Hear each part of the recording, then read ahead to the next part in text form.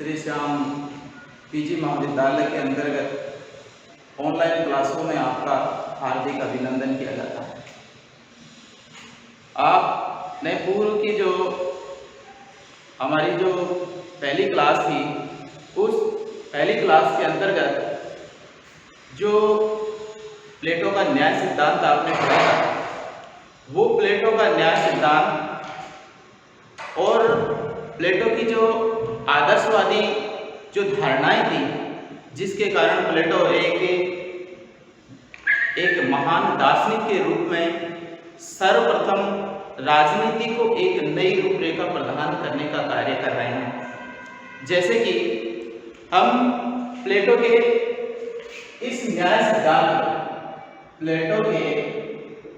प्लेटो का जो न्याय सिद्धांत था, उस न्याय सिद्धांत के माध्यम से हमने ये देखा था कि प्लेटो एक ऐसे आदर्श राज्य की स्थापना करना चाहता है, जो आदर्श राज्य एक न्यायपूर्ण शासन व्यवस्था का निर्माण कर सके और न्यायपूर्ण शासन की स्थापना करने के बाद वहाँ दार्शनिक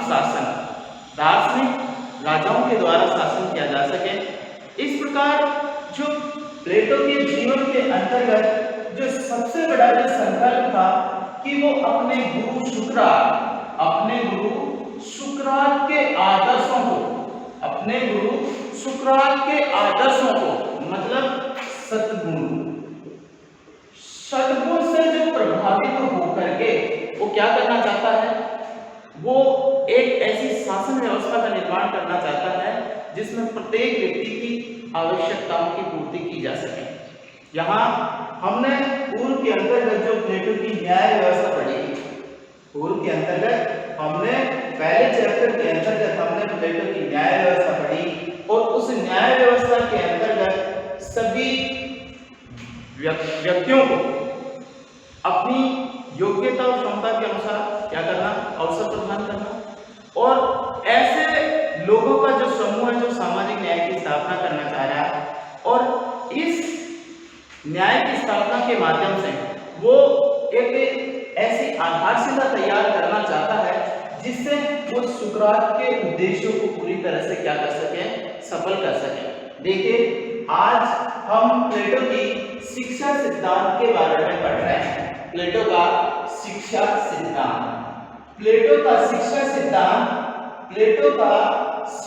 सिद्धांत ही ऐसा सिद्धांत है जो प्लेटो के सभी उद्देश्यों को सफल कर सकता है। प्लेटो यहाँ पर प्लेटो के लिए जैसे उसने संकल्प लिए थे, जैसे उसने देखा कि एक आदर्श राज्य होना चाहिए, एक क्या हो, आदर्श राज्य, और उस आदर्श राज्य के अंतर्गत सबसे पहले दार्शनिक शासक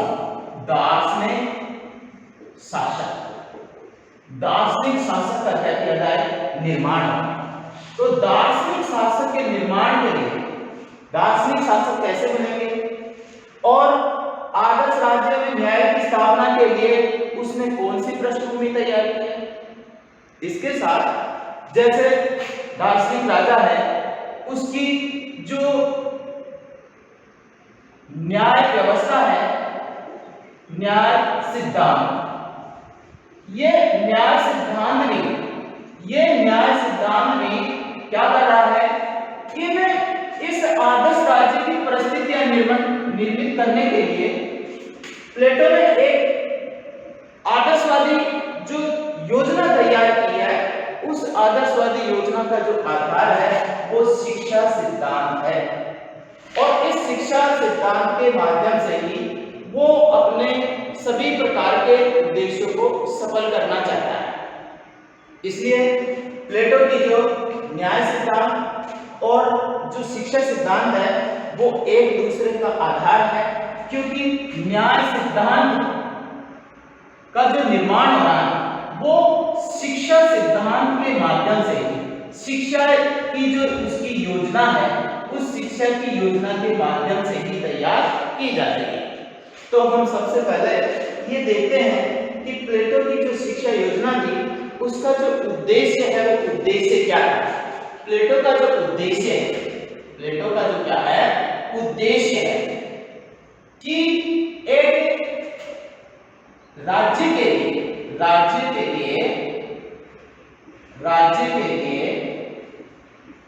आदर्श नागरिक तैयार करना, इसका मूल उद्देश्य है। अब आदर्श नागरिक तैयार करने के लिए उसकी जो शिक्षा योजना है, जो सभी नागरिकों का सर्वांगीण क्या कर सकें, विकास कर सकें, सर्वांगीण विकास। अब सर्वांगीण विकास करने के लिए जिस प्रकार प्लेटो ने अपने न्याय सिद्धांत में सबको क्या किया है, एक आधार, सबको समान अवसर उपलब्ध कराए हैं और सबकी क्षमताओं और योग्यताओं के आधार पर उसे क्या दिया है, अवसर दिया है। उस अवसर के कारण सभी लोग अपना जो आवश्यकता है, जो उनकी उत्साहित के माध्यम से जो कार्य करने की क्षमता है, उस क्षमता के अनुसार क्या करते हैं, कार्य करते हैं। तो हम प्लेटो की जो शिक्षा सिद्धांत है, उस शिक्षा सिद्धांत का उद्देश्य है राज्य के लिए आदर्श परिस्थितियां तैयार की जाए, जिससे राज्य को एक दार्शनिक शासक उपलब्ध हो सकेंगे, उसके लिए सैनिक भी उपलब्ध हो सकेंगे, उसके लिए उत्पादक वर्ग भी तैयार हो सकेगा, उसके लिए सभी प्रकार की वो परिस्थितियां उपलब्ध हो सकेगी जो एक आदर्श राज्य के लिए क्या है, आवश्यक है। क्योंकि प्लेटो की सारी सिद्धांतों का जो आधार है, वो आधार क्या है, उसकी शिक्षा सिद्धांत है। तो हम सबसे पहले देखते हैं कि प्लेटो की जो शिक्षा सिद्धांत है, उस शिक्षा सिद्धांत में कैसी परिस्थितियां बनी। प्लेटो के शिक्षा सिद्धांत में ऐसी कौन सी परिस्थितियां बनी जिन परिस्थितियों के कारण वो एक आदर्श राज्य की स्थापना करता है। तो हम देखते हैं कि प्लेटो के समय में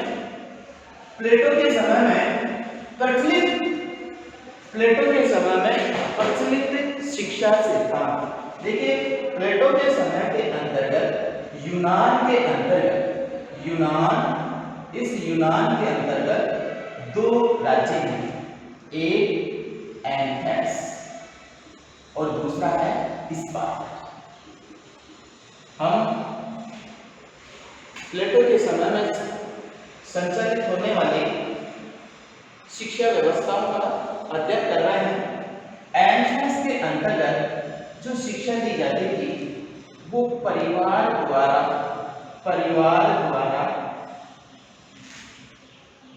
अपने व्यक्तियों को प्रदान की जाती है। एथेंस में जो शिक्षा दी जा रही है, वो परिवार द्वारा की, और परिवार में जो व्यक्ति हैं, जो सदस्य हैं, परिवार के जो क्या हैं, सदस्य हैं, वो अपनी क्षमताओं के अनुसार व्यक्ति की क्या करेंगे, आवश्यकताओं की पूर्ति करेंगे। जैसी शिक्षा परिवार जैसी शिक्षा व्यक्तियों को दिलाना चाहता है, वैसी शिक्षा ये क्या करेंगे, उपलब्ध कराएंगे। इसके अंतर्गत ये सर्वांगीण विकास पर जोर देती है। और सर्वांगीण विकास के लिए इसमें जैसे मानसिक शिक्षा और बौद्धिक शिक्षा, दो प्रकार की शिक्षा उपलब्ध कराई है। एथेंस की जो शिक्षा है, वो परिवार द्वारा उपलब्ध करवाई जा रही है, उस पर परिवार का नियंत्रण है। वो व्यक्तियों के सर्वांगीण विकास के लिए मानसिक और बौद्धिक प्रकार की शिक्षा उपलब्ध करवा रहा है। इसमें परिवार के जो सदस्य जैसे अपनी जिस प्रकार की उनकी इच्छाएं हैं, उन इच्छाओं के अनुसार उपलब्ध करा रहा है। और 2 नंबर पर है स्पार्टा की शिक्षा। स्पार्टा की जो शिक्षा है उस समय प्रचलित है, तो उसके अंतर्गत राज्य के द्वारा शिक्षा उपलब्ध करवाई जाएगी, क्योंकि इस पर शिक्षा पर राज्य का क्या रहेगा, नियंत्रण रहेगा। इस पर राज्य का नियंत्रण रहेगा, और राज्य का नियंत्रण इसलिए रहेगा क्योंकि राज्य अपने नागरिकों को उनकी आवश्यकताओं के अनुसार और जैसी राज्य की इच्छा है उसके अनुसार उसको शिक्षा उपलब्ध करवाई जाती है। तो ये जो शिक्षा थी वो उस समय की तात्कालिक परिस्थितियां थी। उन परिस्थितियों के अनुसार नागरिकों को उपलब्ध करवाई जा रही है। अब तात्कालिक जो परिस्थितियां थी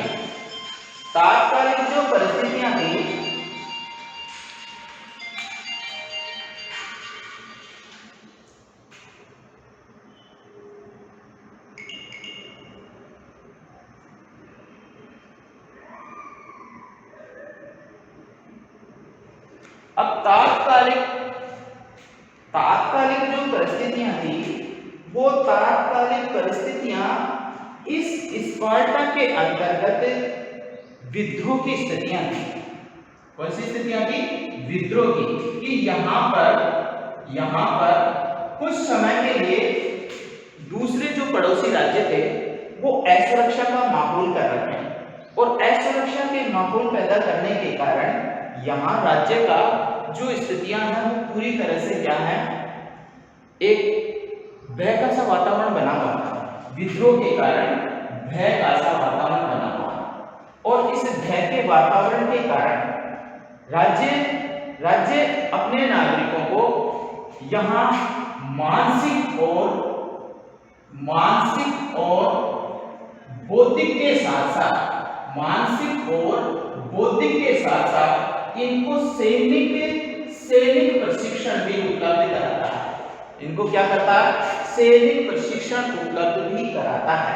इसलिए ये जो स्पार्टा की जो शिक्षा है वो राज्य द्वारा नियंत्रित है और ये मानसिक और बौद्धिक के साथ साथ सैनिक शिक्षा भी उपलब्ध कराती है। ये पुरुषों और महिलाओं दोनों को शिक्षा का क्या करता है? पुरुषों और महिलाओं शिक्षा दोनों के लिए उपलब्ध कराई जा रही है। क्योंकि पुरुष है वो क्या करेंगे? सुरक्षा राज्य के लिए सुरक्षा की व्यवस्था करेंगे और महिला है वो राज्य के लिए सुदृढ़ नागरिक या सुदृढ़ संतान उत्पत्ति में सहायक होंगे। तो इस प्रकार ये जो स्पार्टा की जो शिक्षा है वो स्त्री और पुरुषों दोनों के लिए है। पुरुषों के लिए सुदृढ़ सुरक्षात्मक वातावरण और सुदृढ़ व्यक्तियों का निर्माण करने की है और महिलाएं हैं वो सुदृढ़ संतान उपलब्ध करके राज्य के लिए एक स्वास्थ्य जैसी व्यवस्थाएं उपलब्ध करा सकेंगे। तो यहाँ पर जो स्पार्टा और एथेंस में जो शिक्षा दी गई है कि स्पार्टा के अंतर्गत जो शिक्षा थी वो राज्य के द्वारा नियंत्रित थी या वहाँ के नागरिकों को मानसिक और बौद्धिक के साथ साथ सैनिक शिक्षा दी जाती थी। इसका सबसे बड़ा वजह ये थी कि तात्कालिक परिस्थितियां विद्रोह की स्थितियां बनी हुई थी। पड़ोसी राज्य भी क्या करते थे? उनका आक्रमण जैसी स्थितियां पैदा कर रखे थे और इसके कारण भय का वातावरण था। इसलिए ये जो राज्य है वो सैनिक शिक्षा भी क्या करता है? उपलब्ध कराता है और सैनिक शिक्षा उपलब्ध करा करके एक सुरक्षा का वातावरण तैयार करता है। इस प्रकार जो स्पार्टा की शिक्षा थी वो थोड़ी अलग है और एथेंस की जो शिक्षा है वो व्यक्तियों के सर्वांगीण विकास के लिए एक मानसिक और बौद्धिक प्रकार की शिक्षा दी जा रही है। तो उस समय की प्रचलित थी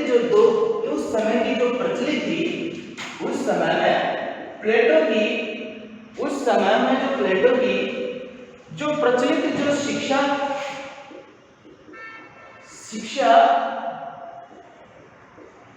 सिद्धांत की जो व्यवस्था है, इन शिक्षा सिद्धांत की दोनों व्यवस्थाओं को उसने क्या किया है? अपनाया है और अपना करके प्लेटो ने अपनी एक शिक्षा उपलब्ध करवाई है और शिक्षा आदर्श राज्य को, उसके दार्शनिक राजा को इस प्रकार की शिक्षा का प्रारूप बना करके एक श्रेष्ठतम और सभी प्रकार की परिस्थितियों का निर्माण करने का वातावरण तैयार किया है, जिससे इस प्रकार के वातावरण से राज्य की सभी आवश्यकताएं पूरी होगी।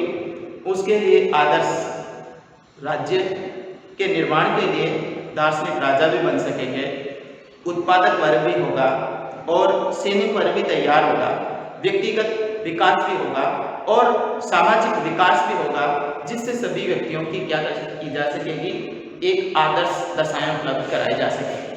तो अब हम देखते हैं प्लेटो की शिक्षा सिद्धांत। हम सबसे पहले प्लेटो के शिक्षा सिद्धांत की जो व्यवस्था है उसको हम देखते हैं। तो इसका जो प्रारंभ है वो क्या है? प्लेटो ने अपनी जो शिक्षा सिद्धांत है वो शिक्षा सिद्धांत रिपब्लिक, उसका जो सर्वश्रेष्ठ, उसका कौन सा ग्रंथ है? सर्वश्रेष्ठ ग्रंथ है, वो सर्वश्रेष्ठ ग्रंथ है रिपब्लिक है। इस रिपब्लिक में उसने क्या किया है? ये शिक्षा सिद्धांत दिया। अब रिपब्लिक के शिक्षा सिद्धांत के अंतर्गत रूसो नामक एक प्रसिद्ध राजनीतिक विचार है। इस रूसो ने ये कहा है कि रिपब्लिक शिक्षा पर लिखा हुआ सर्वश्रेष्ठ ग्रंथ था। रिपब्लिक शिक्षा पर लिखा हुआ अब तक मतलब वर्तमान तक की स्थितियों में सर्वश्रेष्ठ ग्रंथ माना गया है। इसका मतलब है कि जो प्लेटो ने जो शिक्षा व्यवस्था दी थी वो शिक्षा व्यवस्था एक सभी राज्य की परिस्थितियों को ध्यान में रख करके उपलब्ध करवाई है और एक आदर्श वातावरण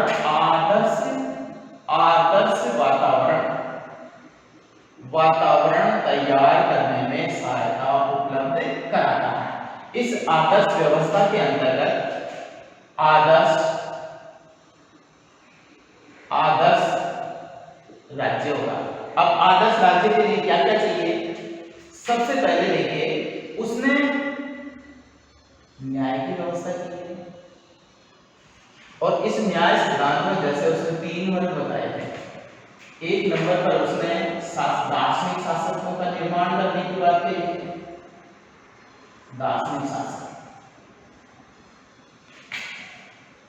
2 नंबर पर उसने जैसे सैनिक वर्ग है, ये सैनिक वर्ग, और 3 नंबर पर उन्होंने क्या किया है? उत्पादक वर्ग इसकी बात की है।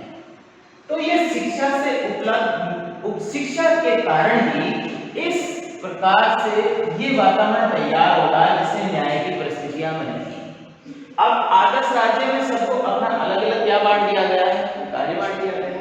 इसके साथ साथ ऐसी परिस्थितियां उपलब्ध कराने के लिए प्लेटो ने अपना प्लेटो का साम्यवाद जैसा सिद्धांत दिया है। क्योंकि अभिभावक वर्ग है, सैनिक वर्ग है, उत्पादक वर्ग है, अगर इनमें साम्यवादी जैसी व्यवस्था उपलब्ध नहीं होगी तो वो राज्य के नियंत्रण में तो रहेंगे लेकिन राज्य की जो उद्देश्य है उनको सफल नहीं कर पाएंगे। इसलिए इसका जो साम्यवादी जो व्यवस्था है और साथ साथ में उन्होंने जो एक ऐसे राज्य की जो वातावरण बनाया है जो लोकतांत्रिक शासन व्यवस्था का निर्माण करता है उसका आधार तैयार करना है। इसलिए प्लेटो की जो न्याय सिद्धांत है वो शिक्षा सिद्धांत का आधार है और शिक्षा सिद्धांत उनकी सभी नागरिकों के सार्वजनिक विकास को क्या करता है? एक महत्वपूर्ण आधारशिला तैयार करता है। तो हम देखेंगे कि प्लेटो की शिक्षा सिद्धांत में कैसी योजना प्रदान की है।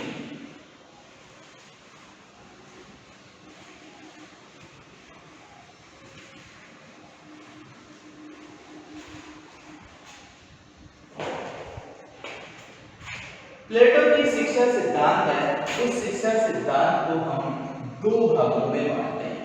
प्लेटो का जो शिक्षा सिद्धांत है उसको हम 2 भागों में बांटते हैं। हम इस शिक्षा सिद्धांत को सरल से सरल शब्दों में स्पष्ट करने की कोशिश करेंगे। और जैसा कि जो ये जो आधार है, प्लेटो की जो शिक्षा सिद्धांत का जो क्या है आधार है, उसको हम दो भागों में बांटते हैं। एक नंबर पर है सैद्धांतिक शिक्षा, सैद्धांतिक शिक्षा, और दो नंबर पर है व्यावहारिक शिक्षा, व्यावहारिक शिक्षा। प्लेटो ने अपने शिक्षा सिद्धांत को दो भागों में बांटा है। एक नंबर पर है सैद्धांतिक शिक्षा और दो नंबर पर है व्यावहारिक शिक्षा। सैद्धांतिक जो शिक्षा है उसको बांटा है उसने दो भागों में। सैद्धांतिक शिक्षा है उसको उसने बांटा है दो भागों में। एक जो शिक्षा होगी उसको प्रारंभिक शिक्षा, प्रारंभिक शिक्षा, या इसको हम कह सकेंगे प्राथमिक शिक्षा, प्राथमिक शिक्षा। और दो नंबर पर होगा उच्च शिक्षा।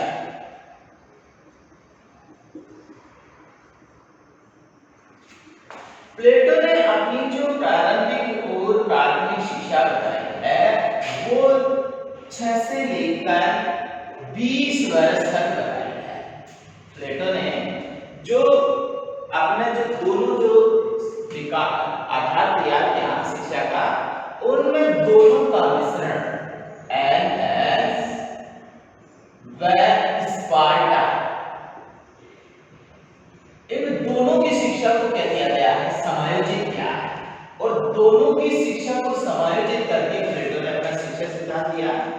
तो उसमें सैद्धांतिक शिक्षा में उसने एक प्रारंभिक शिक्षा जो 6 से 20 वर्ष तक है, इसको हम प्राथमिक शिक्षा के नाम से भी जानेंगे। अब 6 से लेकर 20 वर्ष तक जो शिक्षा दी जाएगी वो आरंभिक शिक्षा है। और इस शिक्षा में प्लेटो क्या करना चाह रहा है कि उनको संगीत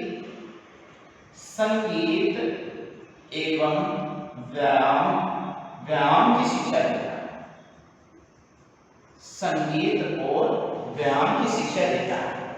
संगीत और व्यायाम है वो व्यापक अर्थों में, इनका इस्तेमाल प्लेटो क्या करता है व्यापक अर्थों में करता है।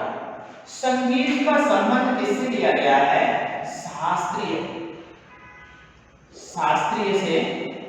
शास्त्रीय, जिसके अंतर्गत राग, लय इन आदि का ज्ञान उपलब्ध कराया जाएगा। बच्चों को शुरुआती के अंतर्गत जो राग है, लय है, इसके साथ साथ में ललित कलाएं हैं, ललित कलाएं जिनमें जैसे नृत्य है,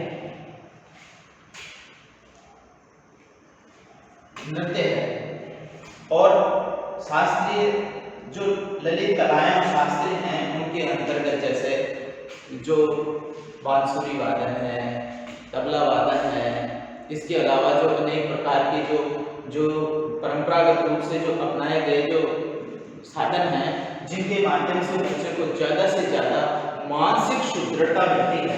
और इस संगीत का उद्देश्य इस प्रकार ये जो शिक्षा उपलब्ध करवाई जा रही है, इस शिक्षा उपलब्ध कराने में उनका मानसिक कौन सा आधार तैयार होगा, मानसिक और बौद्धिक स्थितियां तैयार की जाएगी।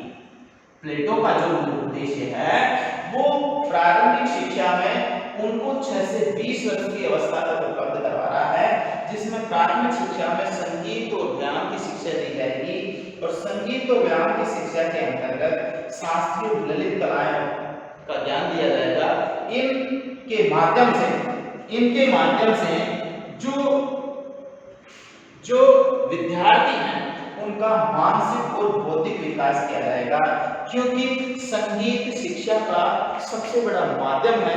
क्योंकि संगीत के जरिए जो छात्र हैं वो पूरी तरह से अपनी जो भावनात्मक और जो शारीरिक व्यवस्थाएं हैं, भावनात्मक अपने जो संवेग हैं, इनके माध्यम से एक तो भावना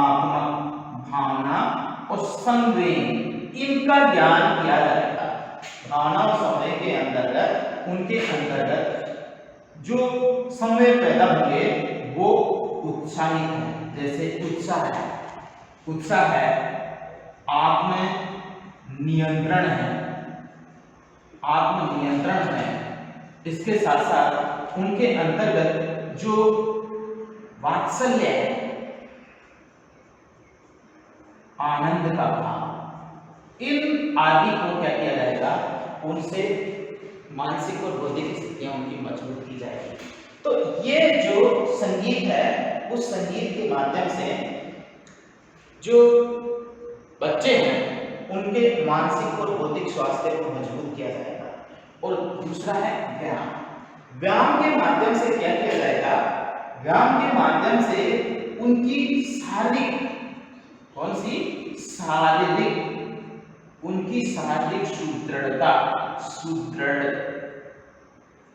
सुदृढ़ता उपलब्ध कराई जाएगी। व्यायाम के माध्यम से वो शारीरिक सुदृढ़ता उपलब्ध कराएंगे और इस शारीरिक सुदृढ़ता के अंतर्गत उनकी मानसिक, बौद्धिक और शारीरिक क्षमताएं मजबूत करने का उद्देश्य है। इस प्रकार प्लेटो ने अपने इस प्रारंभिक शिक्षा के अंतर्गत जो बालक है, उस बालक को शारीरिक, मानसिक और बौद्धिक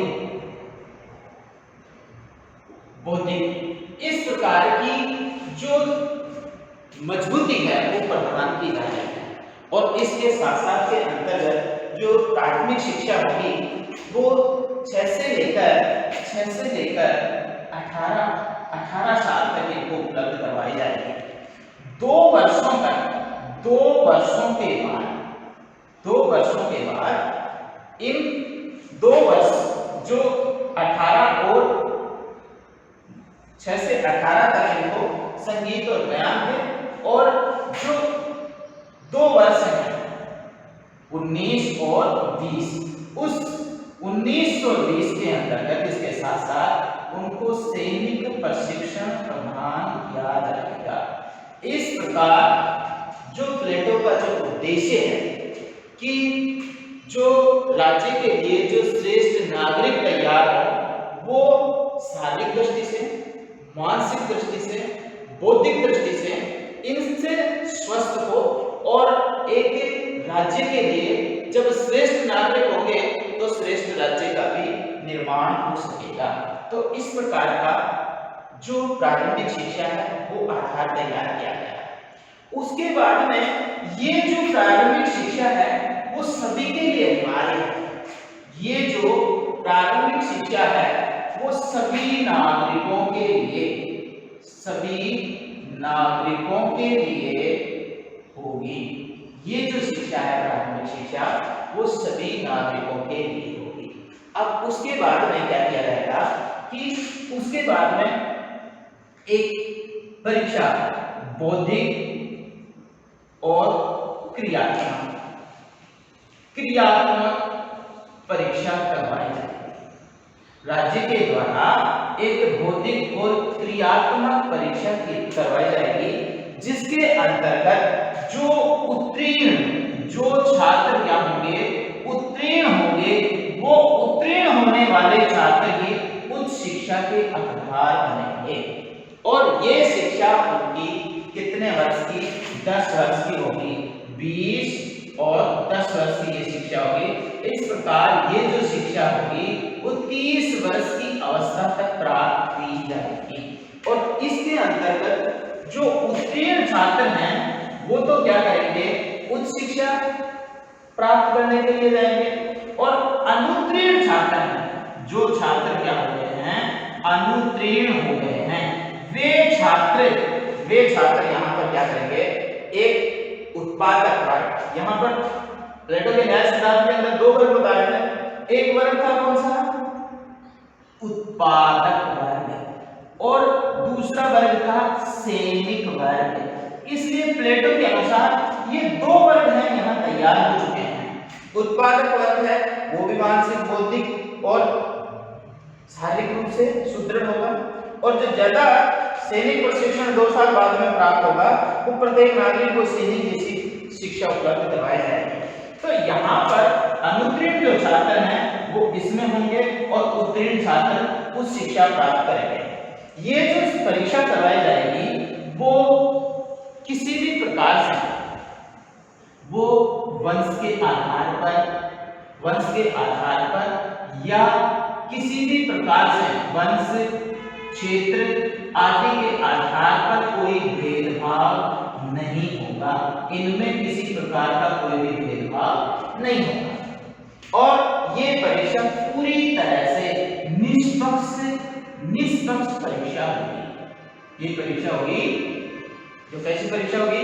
निष्पक्ष परीक्षा होगी, और निष्पक्ष परीक्षा के माध्यम से ये जो पास विद्यार्थी हैं वो इस उच्च शिक्षा प्राप्त करेंगे, और उच्च शिक्षा प्राप्त करने के बाद उच्च शिक्षा में इनको क्या अध्ययन करवाया जाएगा? उच्च शिक्षा के अंतर्गत विशेष रूप से इनको जैसे विषय जैसे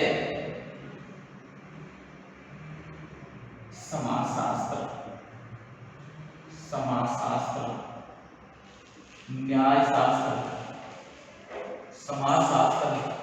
न्यायशास्त्र और गणित, दर्शन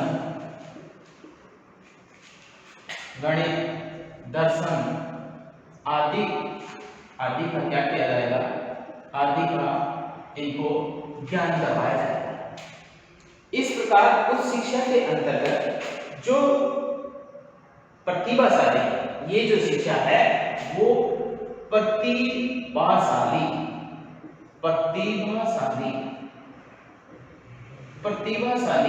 लोगों के लिए होगी, और प्रतिभाशाली लोग हैं वो ही क्या करेंगे? इसमें भाग ले सकेंगे।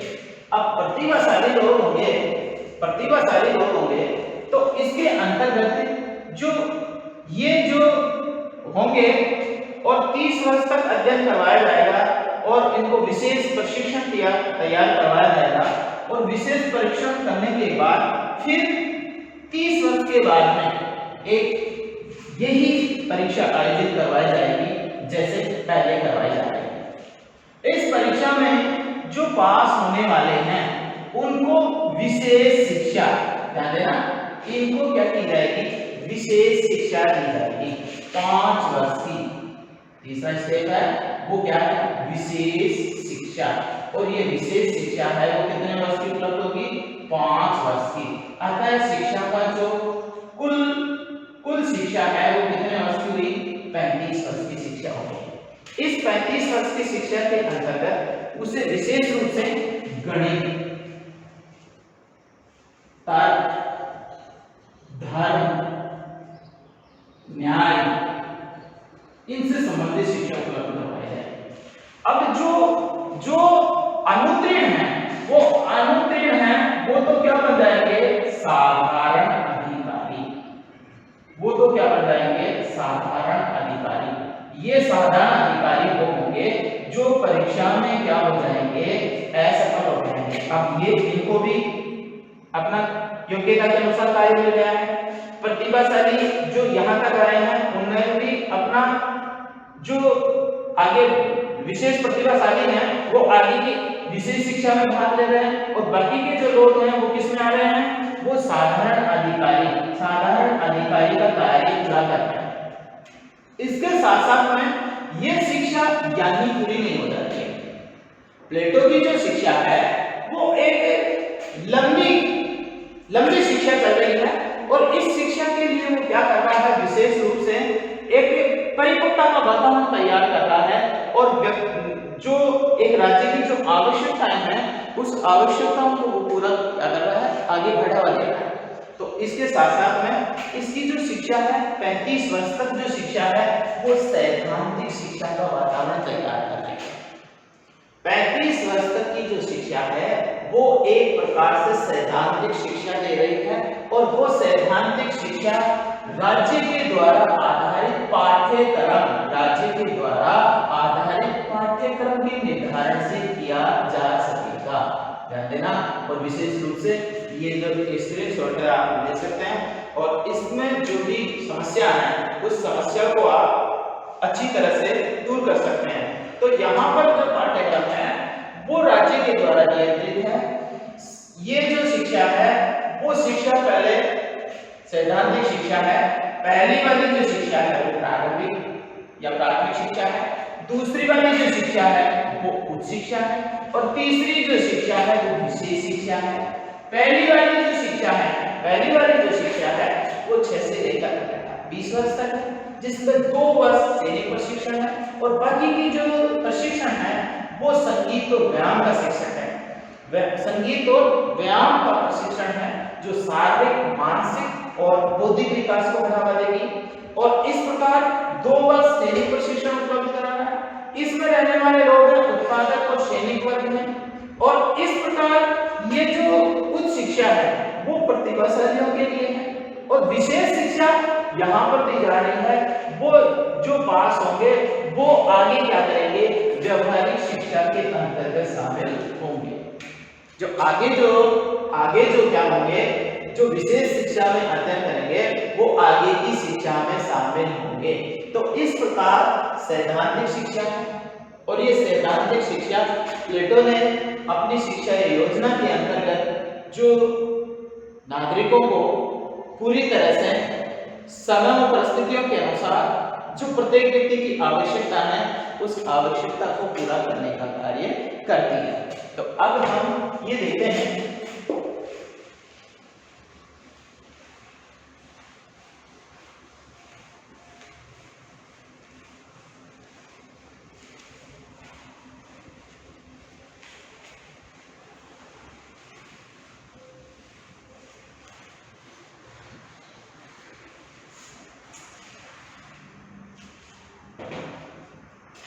प्लेटो की शिक्षा 35 वर्ष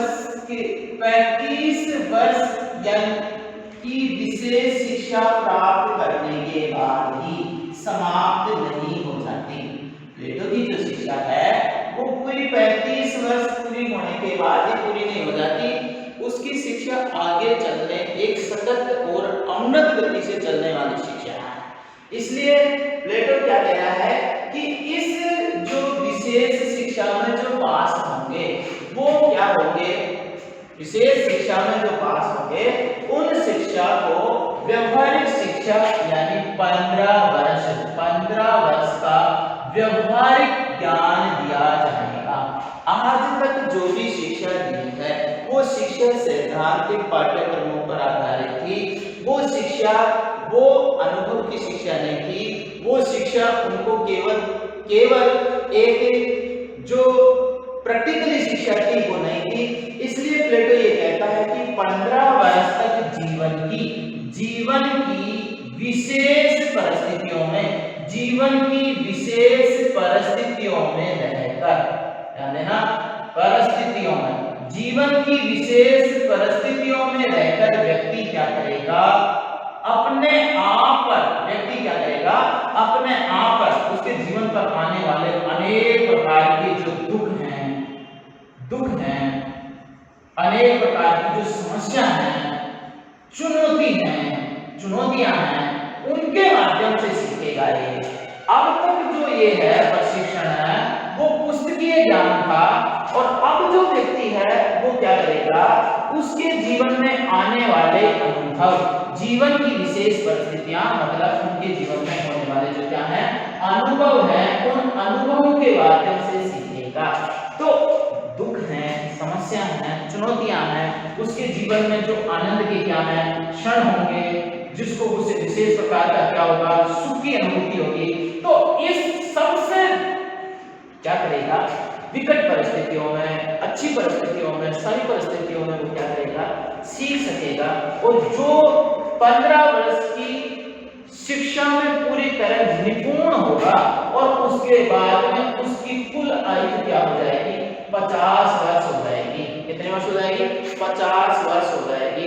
तो 50 वर्ष हो जाने के बाद ऐसा जो अंतिम व्यक्ति जो 50 वर्ष तक पढ़ने की क्या रखता है, क्षमताएं रखता है, सीखने की जो क्षमताएं रखता है और अपने आप पर पूरी तरह से नियंत्रण, अपने आप पर पूरी तरह से क्या करेगा, नियंत्रण रखेगा, सभी प्रकार के ज्ञान में क्या होगा, परिपूर्ण होगा, सभी प्रकार के ज्ञान में क्या होगा, परिपूर्ण होगा। ऐसा व्यक्ति दार्शनिक शासक बनने के योग्य होगा। दार्शनिक शासक बनने के क्या होगा, योग्य होगा। तो यहाँ पर प्लेटो ने जो अपनी जो शिक्षा सिद्धांत दिया है, उस शिक्षा सिद्धांत के माध्यम से प्लेटो ने अपनी जो कह दिया है शिक्षा सिद्धांत दिया है, वो अंततः सभी वर्गों का क्या कर रहा है, निर्माण कर रहा है। तो जो व्यवहारिक शिक्षा है, वो व्यवहारिक शिक्षा उसे परिवार में, इसमें देखिए कहां कहां, परिवार से, समाज से, राज्य से, इन सभी प्रकार की परिस्थितियों से, और जो पड़ोसी जो राज्य हैं उनकी इस परिस्थितियों से, पड़ोसी जो राज्य हैं उनकी परिस्थितियों से, उनसे सबसे सीखने की स्थितियां मिल रही हैं। यहाँ पर प्लेटो ने सभी आवश्यकताओं को ध्यान में रख करके, एक राज्य है, इस राज्य को सभी की आवश्यकताओं को ध्यान में रख करके क्या किया है, इस प्रकार की शिक्षा की परिस्थितियां निर्मित की हैं, जिसके कारण एक राज्य को सभी प्रकार से सभी व्यक्तियों की आवश्यकताओं की पूर्ति की जा सके और एक ऐसे राज्य का निर्माण हो सके, न्यायपूर्ण राज्य, जो प्रत्येक व्यक्ति के अच्छे वातावरण का उपलब्ध कर सकें, जिसमें मानसिक, शारीरिक, आध्यात्मिक, बौद्धिक और जो दर्शन संबंधी जो आवश्यकता है वो पूरी की जा सके। तो यहाँ हमने प्लेटो का जो शिक्षा सिद्धांत है, उस शिक्षा सिद्धांत को हमने पूरी तरह से अच्छी तरह से जाना और समझा कि प्लेटो की जो शिक्षा है, वो शिक्षा पूरी तरह से एक प्रकार से जो 50 वर्ष तक जो चलने वाली जो शिक्षा है, वो पूरी तरह से एक राज्य का एक ऐसा वातावरण तैयार करती है जिससे एक मजबूत राज्य का निर्माण किया जा सके। यहाँ हमने ये देखा कि प्लेटो की जो शिक्षा सिद्धांत है, प्लेटो का जो शिक्षा सिद्धांत है, उस शिक्षा सिद्धांत के अंतर्गत हम उसकी पूरी तरह से डिटेल देख चुके हैं और हमें डायग्राम के माध्यम से भी हमने ये जान लिया कि इसकी जो शिक्षा है वो किस प्रकार से आयोजित की जा रही है, व्यक्ति उसमें कैसे भाग ले रहा है और कैसे उससे जीवन को वो क्या कर रही है, प्रभावित कर रही है। आइए हम प्लेटो की शिक्षा सिद्धांत की कुछ विशेषताएं देखते हैं। देखिए प्लेटो के शिक्षा सिद्धांत की विशेषताएं। प्लेटो की शिक्षा सिद्धांत की सबसे पहली विशेषता ये है कि प्लेटो ने अपना जो शिक्षा दी है वो राज्य द्वारा नियंत्रित शिक्षा।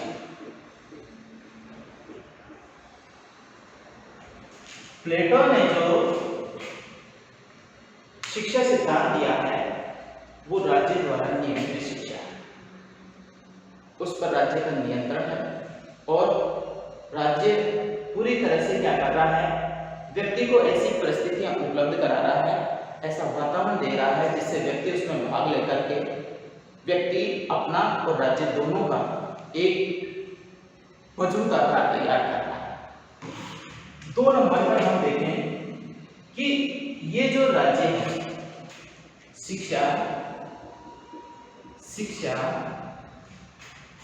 केवल संरक्षक वर्ग को ही उपलब्ध करवाई जा रही है। संरक्षक वर्ग का मतलब क्या है? संरक्षक वर्ग का मतलब होता है, इसमें 2 भाग हैं। संरक्षक वर्ग के अंतर्गत इसको संरक्षक वर्ग को हम क्या कह सकते हैं? अभिभावक वर्ग भी कह सकते हैं। ठीक है, संरक्षक वर्ग या अभिभावक वर्ग। अब इसके अंतर्गत शिक्षा का जो प्रबंध किया गया है वो केवल दो तक ही है। एक तो कौन सा वर्ग है, दार्शनिक, दार्शनिक या शासक वर्ग, और दूसरा है सैनिक वर्ग। ये दोनों ही मिलकर के किसका निर्माण कर रहे हैं, संरक्षक वर्ग का निर्माण कर रहे हैं। तो प्लेटो शिक्षा केवल संरक्षक वर्ग तक ही उपलब्ध करा रहा है। 3 नंबर पर ये देखें, महिला व पुरुषों को समान शिक्षा उपलब्ध करा रहा है। प्लेटो क्या कर रहा है कि महिला और पुरुषों को समान शिक्षा उपलब्ध करा रहा है, क्योंकि महिलाएं जो प्राथमिक शिक्षा है, यहाँ पर जो प्लेटो ने जो वातावरण उपलब्ध करवाया था, ये वातावरण पूरी तरह से क्या है, जो प्राथमिक शिक्षा है, उस प्राथमिक शिक्षा के लिए, और प्राथमिक शिक्षा से लेकर के जो हमने जो कौन सा देखा था उच्च शिक्षा है, और उच्च शिक्षा तक महिला और पुरुषों को क्या किया है, महत्वपूर्ण स्थान दिया है। उस समय में महिलाओं को जो शिक्षा थी वो पूरी तरह से उपलब्ध नहीं करवाई जा सकती, लेकिन प्लेटो एक पहला ऐसा विचारक था जिसके समय के अंतर्गत महिला और पुरुषों को दोनों को समान शिक्षा का एक उदाहरण है, एक या राज्य द्वारा जो शिक्षा का जो योजना है उसके अंतर्गत इस बात को ध्यान देगी। इस प्रकार प्लेटो ने अपने इस शिक्षा सिद्धांत के अंतर्गत महिला और पुरुषों के लिए समान शिक्षा की व्यवस्था की गई है। और प्राथमिक शिक्षा है वो सभी के लिए, प्राथमिक शिक्षा तो सभी के लिए अनिवार्य है, प्राथमिक शिक्षा सभी के लिए अनिवार्य है। ठीक है, अब हम ये देखें सैनिक।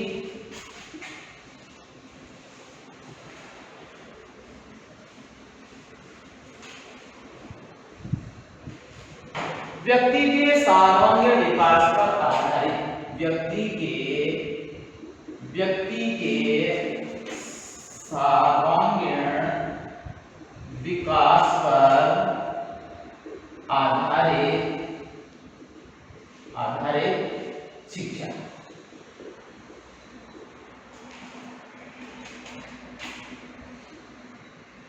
प्लेटो ने अपनी जो शिक्षा है उसमें व्यक्ति के व्यक्तित्व का सर्वांगीण विकास पर जोर दिया है, और उसके व्यक्तित्व के निर्माण में सबसे ज्यादा चरित्र यानी उसका सद चरित्र है उस पर जोर दिया है। और इस सद चरित्र के लिए उसने उसके व्यक्तित्व के अंतर्गत उनकी जैसे मानसिक शिक्षा जिसको हम बौद्धिक शिक्षा के नाम से भी जानते हैं, इसको बौद्धिक शिक्षा के नाम से भी जानते हैं।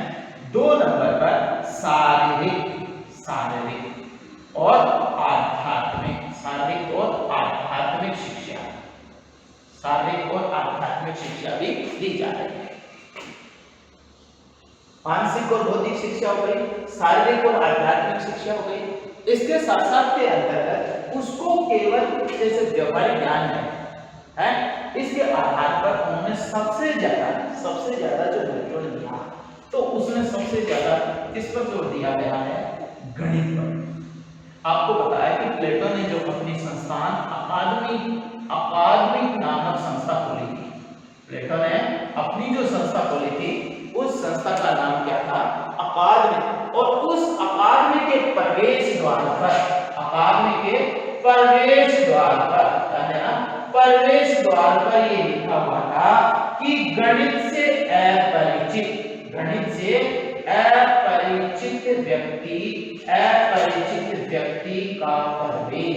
व्यक्ति का प्रवेश निषेध है,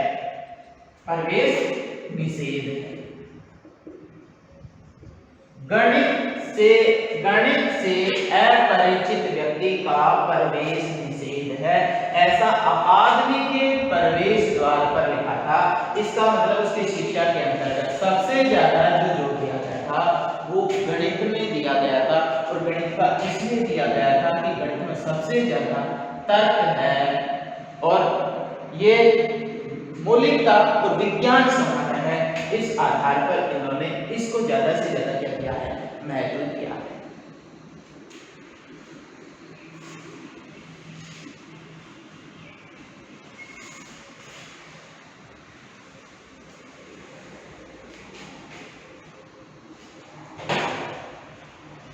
इसके बाद में हमने जैसे प्लेटो की शिक्षा सिद्धांत की क्या देखी, प्लेटो की शिक्षा सिद्धांत की हमने विशेषता देखी और उस विशेषताओं के अंतर्गत ये जो शिक्षा द्वारा जो राज्य की जो ऐसी परिस्थितियां उपलब्ध करवाई जा रही हैं, जिन परिस्थितियों के द्वारा एक विशेष रूप से लोकतांत्रिक शासन की स्थापना होगी, श्रेष्ठ नागरिकों का निर्माण होगा, साम्यवादी शासन व्यवस्था होगी और दार्शनिक राजा बनेंगे और इस प्रकार से एक ऐसा वातावरण तैयार होगा जिससे एक आदर्श राज्य जो पूरी तरह से अरस्तु जो उसके गुरु सुकरात थे, उस सुकरात के आदर्शों को क्या करेगा, उस राज्य में लागू करने का उद्देश्य सफल होगा।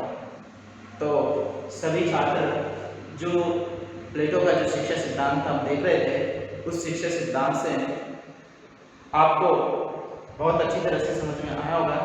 हम अगली जो उसकी प्लेटो का जो योजनाबद्ध तरीके से जो दूसरा जो सिद्धांत होगा वो उसका साम्यवादी सिद्धांत होगा और हम उस साम्यवादी सिद्धांत को हम आगामी जो वीडियो होगा उसके अंतर्गत आपके सामने प्रस्तुत करेंगे। तो आप इसे अच्छी तरह से पूरे वीडियो को देखें जिससे आपको इस शिक्षा सिद्धांत की जो वास्तविकता है, उसका जो आदर्श है, उसका जो उद्देश्य है, उसको बहुत सरल शब्दों से आपको समझ सकेंगे। धन्यवाद।